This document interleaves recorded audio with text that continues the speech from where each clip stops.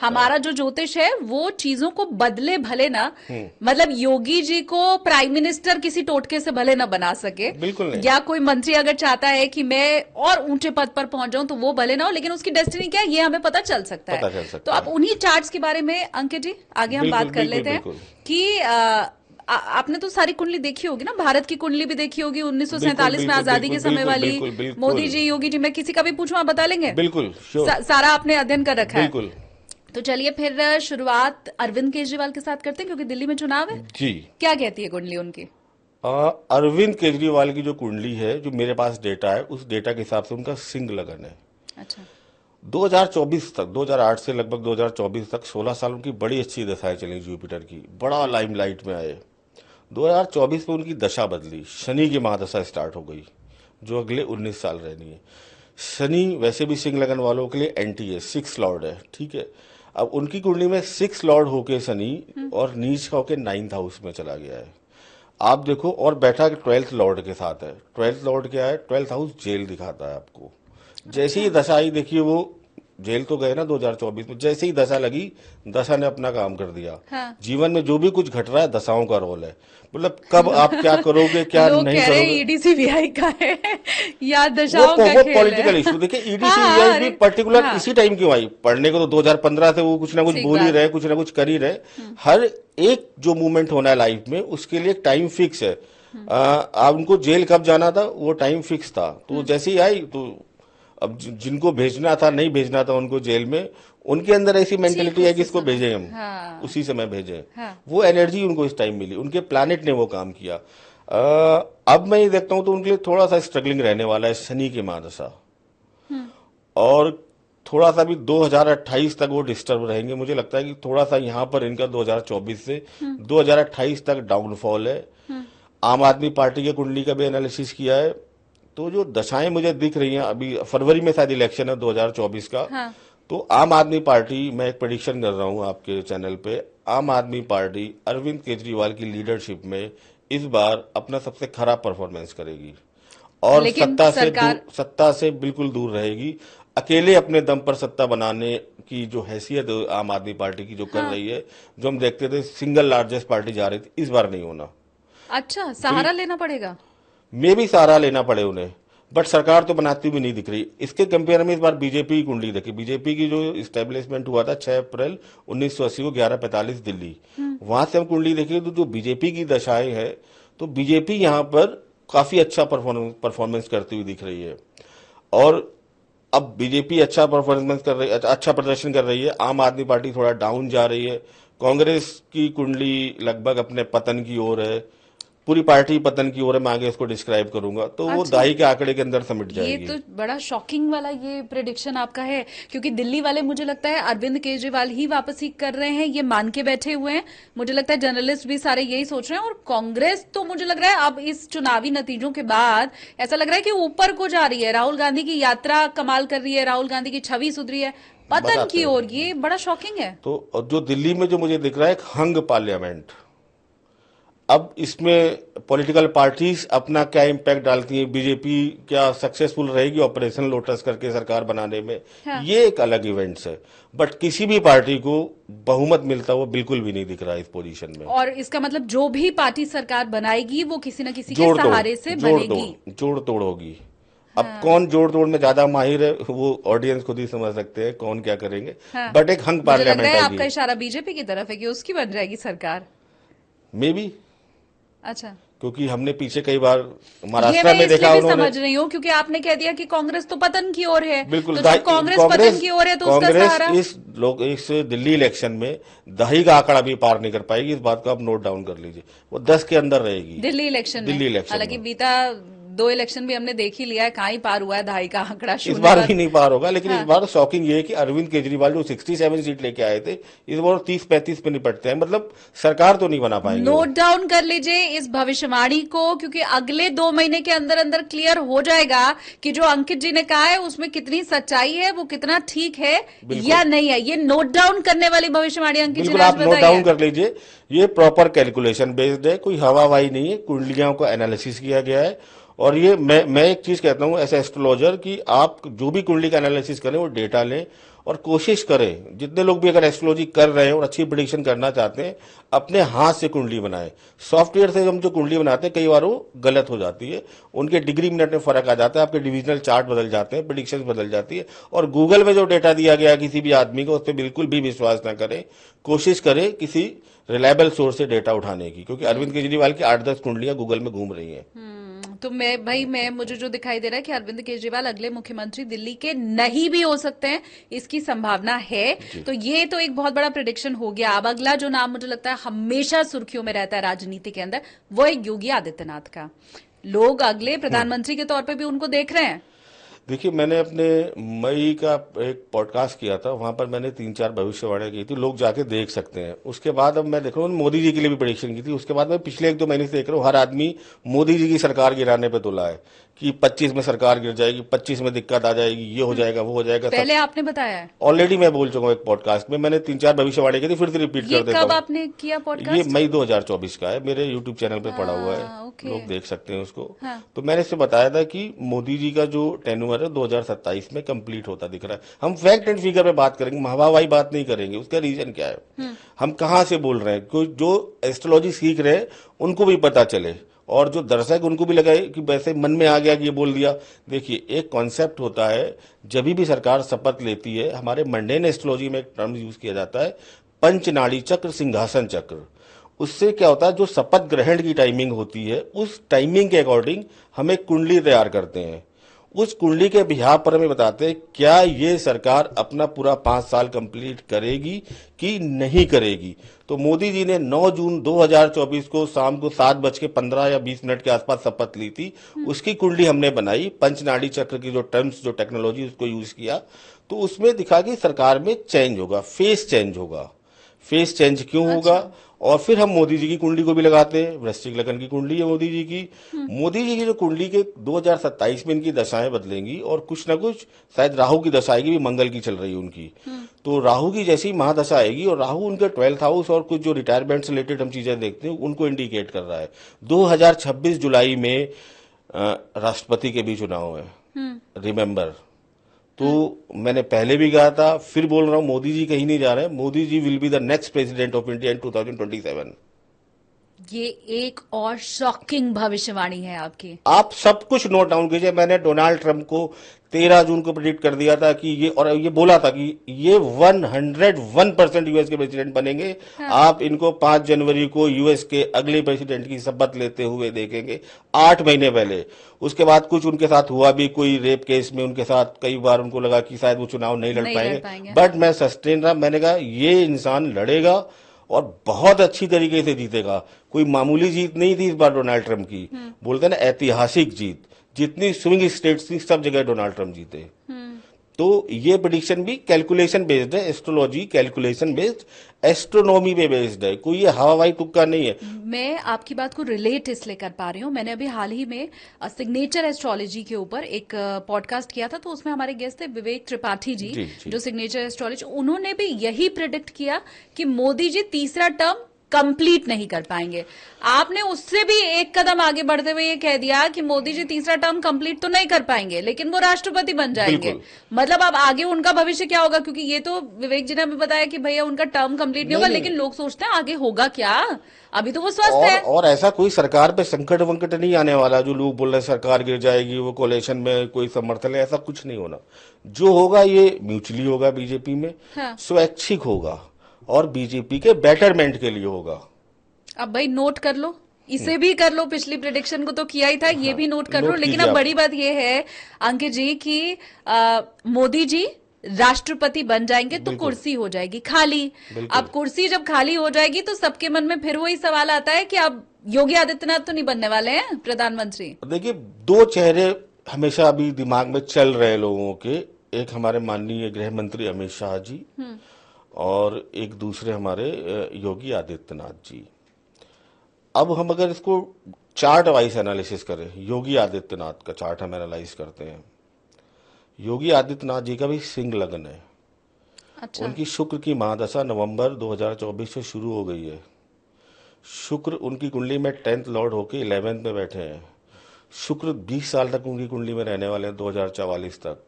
तो अभी तो केवल योगी जी बोल रहे हैं ना, ट्रेलर चल रहा था। हाँ, अब जो नया युग आएगा, मोदी युग के बाद, अब चारों तरफ योगीमय हो जाएगा आने वाला भारत। वो पूरी पिक्चर आने वाली है सामने। 2027 में बीजेपी और यूपी में भी इलेक्शन है, मैं आपको बताऊं। हाँ, ठीक है, कुछ फैक्ट फिगर और फिर उसको हम मैच करते हैं इवेंट्स के साथ कि अब मैं बोल दूं कि 2027 में यूपी इलेक्शन नहीं है या फिर यूपी में क्या होना है, तो हम उसको मैच करके बोलेंगे। 2027 में यूपी इलेक्शन है। वन नेशन वन इलेक्शन की बहुत डिमांड चल रही है। कॉन्स्टिट्यूशनल अमेंडमेंट की बहुत चीजें होती रहती हैं। तो एस्ट्रोलॉजिकली जो सारी मैचिंग और सारे जो हम गुणा भाग लगाने के बाद बोल रहे हैं, जो यूपी इलेक्शन है इसमें first time one nation one election का कॉन्सेप्ट आएगा। और यहां से यूपी की कुर्सी खाली होगी सीएम की, और वहां पर जो भी उनके सक्सेसर है, जो भी उनके पीछे है, वो पार्टी डिसाइड करती होगी, वो अपने हिसाब से करेगी। उनके चार्ट्स मैंने एनालाइज की यूपी में कौन बनेगा।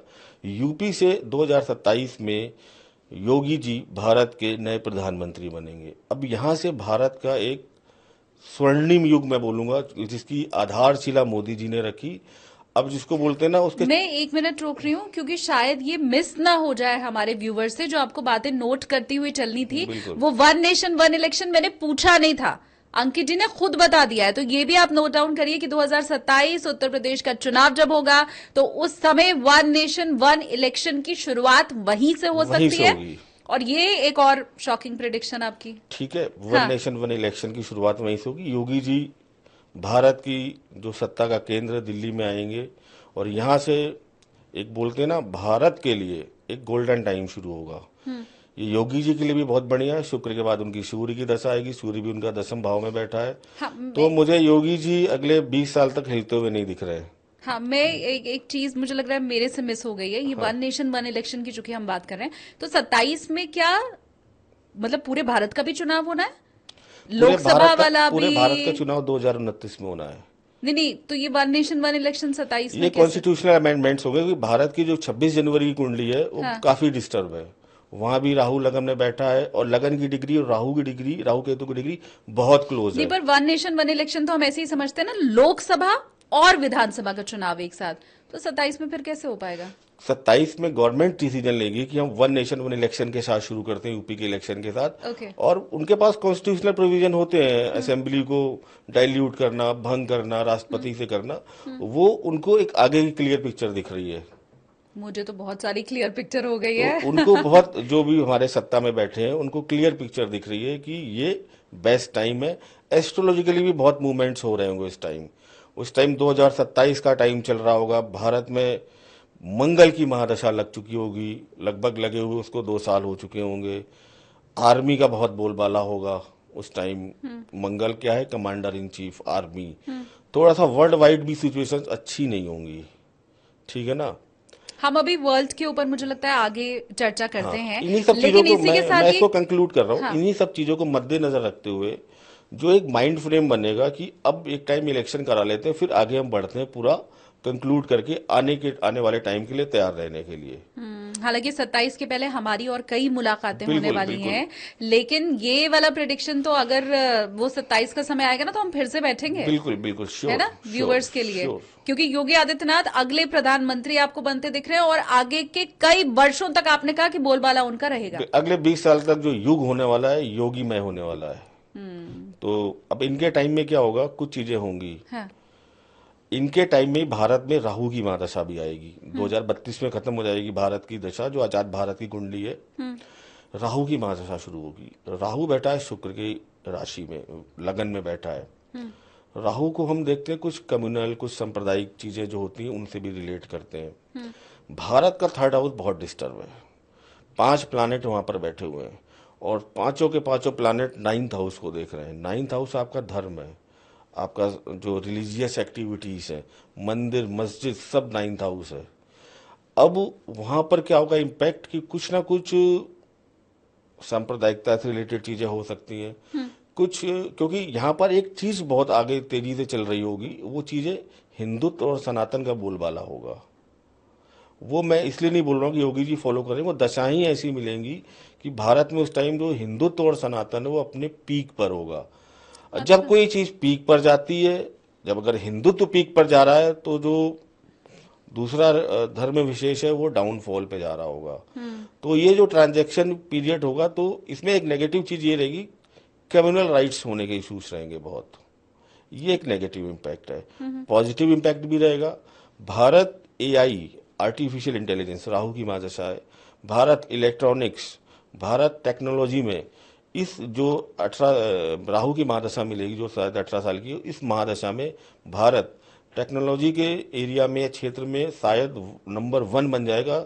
अभी लोग कैलिफोर्निया नौकरी करने जाते हैं, लोग कैलिफोर्निया से इंडिया नौकरी करने आएंगे, पुणे बेंगलोर में, आप देखिएगा, क्योंकि हम एआई में हम और क्या कहते हैं टेक्नोलॉजी में नंबर 1 होंगे। राहु की महादशा है, राहु का इम्पैक्ट कांग्रेस पार्टी पे था, उस टाइम शुक्र की भी महादशा चल रही थी। तो आप देखिए जब भी आता है टेक्नोलॉजी लेके आता है। राजीव गांधी 1991 में कंप्यूटर लेके आए, लोगों को लगा ये क्या नई चीज आ गई, इससे हम क्या कर लेंगे, लेकिन आज हम अब उस लाइफ में, अपनी लाइफ में बिना कंप्यूटर के हो सकता है सर्वाइव भी ना कर पाए।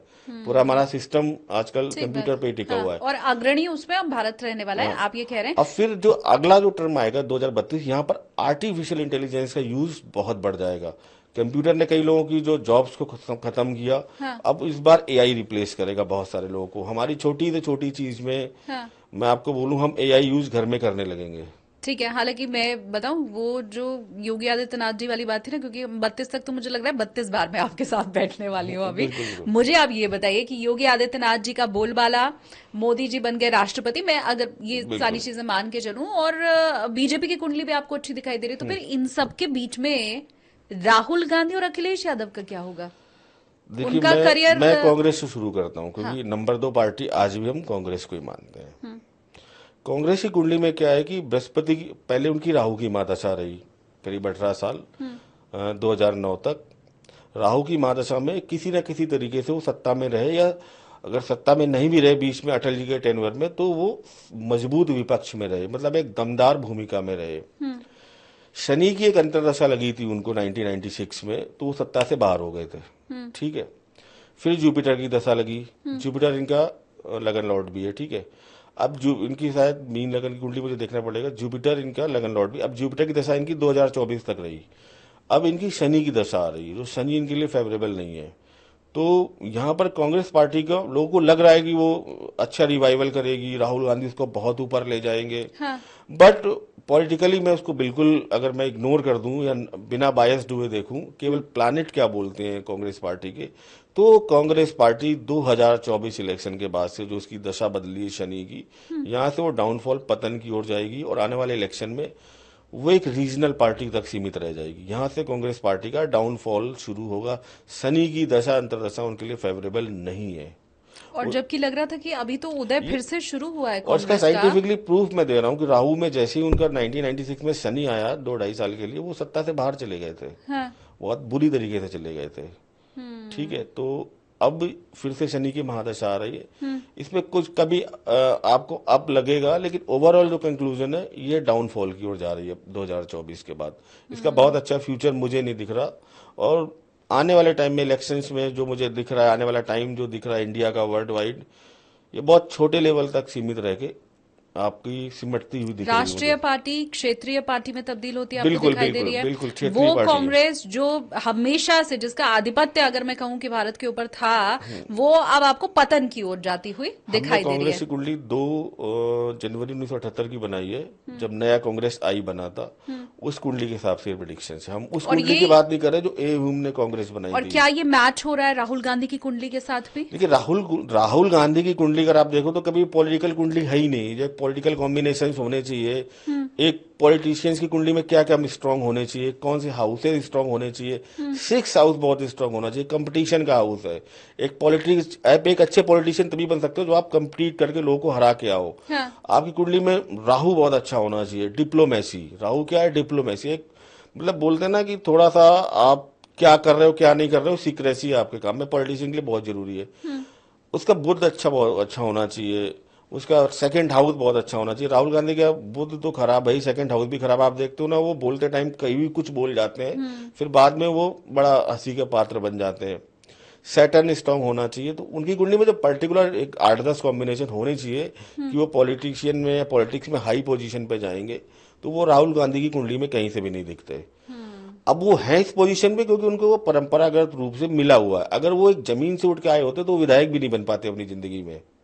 ये उनको बाई बर्थ मिला है। संचित कर्मा जो आपने संचित शुरू कर्मा में लेके आए बताया हैं था। कि भाई तुम कुछ भी मत करो, तुम सांसद तो बनोगे मिनिमम, हाँ और एक पार्टी के अध्यक्ष रहोगे। बोल जब तक वो पार्टी जिंदा, जब तक वो खत्म नहीं हो जाती, हाँ तब तक उसमें तुम्हारा बोलबाला रहेगा। हाँ करो फिर अपने मन मानी। बट अगर मैं उनकी कुंडली आप मुझे रख दो और कांग्रेस और जिस परिवार में जन्म लिया उसको हटा दो, हाँ। तो उनकी कुंडली विधायक, मैं कह रहा हूँ कि जो काउंसलर होते हैं वो बनने लायक भी नहीं है। इतने भी सपोर्ट उनके तो स्टार लेकिन 24 के बाद आप देख रहे हैं कि आगे भी उनका फ्यूचर कहीं ब्राइट नहीं। नहीं है, बिल्कुल ब्राइट नहीं है। अभी उनकी तो मैं कुंडली से पीएम बनने की बात ही क्या पूछूं, जब आपने तो कह बिल्कुल दिया ब्राइट ही छोड़ नहीं है। दीजिए। एक बार अमित शाह जी ने कहा था ना 10-20 भैया नहीं, अगले 50 साल तक बीजेपी की सरकार रहने वाली है। मैं एक सुन रहा था तो उस टाइम उनके हाँ मुंह पे सरस्वती बैठी थी। तो हाँ। भूल जाइए बाकी कौन पीएम बनेगा, पीएम तो बीजेपी से ही है। अच्छा, मैं नहीं जानती आपने कितना देखा होगा या नहीं, लेकिन अब तो प्रियंका गांधी की एंट्री हो चुकी है, तो क्या उनकी कुंडली स्ट्रांग दिखाई दे रही है पॉलिटिक्स के मामले में? प्रियंका गांधी की अगर कुंडली का कंपेयर करें वर्सेस राहुल गांधी, हाँ। हम और किसी के साथ नहीं कर रहे तो बेटर है। अच्छा। वो कोशिश करेंगी रिवाइवल का, और हो सकता है आने वाले टाइम में कांग्रेस में एक होता है ना फ्रंट लेवल पे आना, वहां पर भी आए। बट उनकी जो कोशिश है वो उतना रिजल्टफुल नहीं जाएगी। एफर्ट्स बहुत करेंगी, मेहनत बहुत करेंगी वो, लेकिन उस चीज को जो डेस्टिनी ने अब डिफाइन कर दी है उसको रोक नहीं पाएंगी। हाँ, राहुल गांधी से वो पॉलिटिक्स में बहुत अच्छा बेटर करने वाली, बहुत अच्छा परफॉर्म करने वाली है। आंसर है। हाँ। फैक्ट फिगर पे बोलो, कोई आपको बोले कि ये हो जाएगा तो आप पूछो क्यों होगा भाई। ये फैक्ट फिगर की आपने जो बात की, तो मुझे वापस से आपकी वो ट्रम्प वाली बात याद आ गई कि आपने उनको लेके इतनी सटीक भविष्यवाणी पहले की थी, तो अब उनका फ्यूचर भी बता दीजिए फिर। शॉकिंग है। अच्छा। Mister Donald Trump will be the last president of United state of America. कैसे? इस थर्ड वॉर में तो सबसे ज्यादा इम्पैक्ट आएगा वो यूएसए पे आएगा। अब लोग सोचेंगे यूएसए खत्म हो गया, हाँ, ऐसा मतलब? नहीं है। ऐसा नहीं है। हाँ। जो यूएसएसआर के साथ हुआ था 1991 में, कुछ उसके स्टेट्स अलग निकल गए थे। उसमें यूक्रेन भी था, क्रीमिया भी था, बहुत सारे स्टेट्स ने अपनी इंडिपेंडेंट आइडेंटिटी बना ली थी। ट्रंप को लेके कुछ नाराजगी तो रहती है अमेरिकन्स में, उनकी पॉलिसीज को लेके और कुछ ना कुछ चीजों को लेके। इस थर्ड वर्ल्ड वॉर में तो सबसे ज्यादा इम्पैक्ट आएगा कि कुछ स्टेट्स जो यूनाइटेड स्टेट ऑफ अमेरिका, इससे निकल के इंडिपेंडेंट स्टेट्स या कंट्री बनेंगे, तो जो टाइटल है ये हट जाएगा। अब यूएसएसआर नहीं बोलते हम, रूस बोलते हैं, रशिया बोलते हैं, फिर हम इसको अमेरिका बोलेंगे नॉर्मल। मैंने पॉडकास्ट शुरू करने के पहले नहीं सोचा था कि मुझे जब प्रेडिक्शंस के बारे में पता चलेगा तो वो होता है ना, आंखें फटी की फटी रह जाना, तो वो वाला हाल मेरा हो जाएगा। ये अगेन बहुत बड़ी भविष्यवाणी आप कर रहे ये हैं। लॉजिक है इसका। लॉजिक है कि थर्ड वर्ल्ड वॉर में जो सबसे ज्यादा खराबी आएगी यूएस के अंदर आएगी, जो सबसे ज्यादा नुकसान होगा यूएस को होगा। यहाँ पर एक बड़ा सा प्रश्न उठता है कि थर्ड वर्ल्ड वॉर हो गई, सब कुछ हो गया, सेटल हो गई चीजें, यूएसएसआर भी टूट गया, मतलब सॉरी यूएसए भी टूट गया, अब क्या होगा? कौन अब नया बिग बॉस बनेगा इस वर्ल्ड का? तो चाइना बनेगा। चाइना की कुंडली का डेप्थ एनालिसिस किया लोग, हालांकि लोग मानने को तैयार नहीं है। अब भारतीय होने के नाते तो मैं चाहती भी नहीं हूँ कोई नहीं मानना चाहेगा, तो। मैं भी नहीं हाँ। चाहता, लेकिन आप किसी की डेस्टिनी नहीं चेंज कर सकते। आपके कई कंपटीटर होंगे, आप चाहोगे कि वो ना बढ़े, लेकिन वो बढ़ रहे हैं। हाँ। वो उनके संचित कर्म है।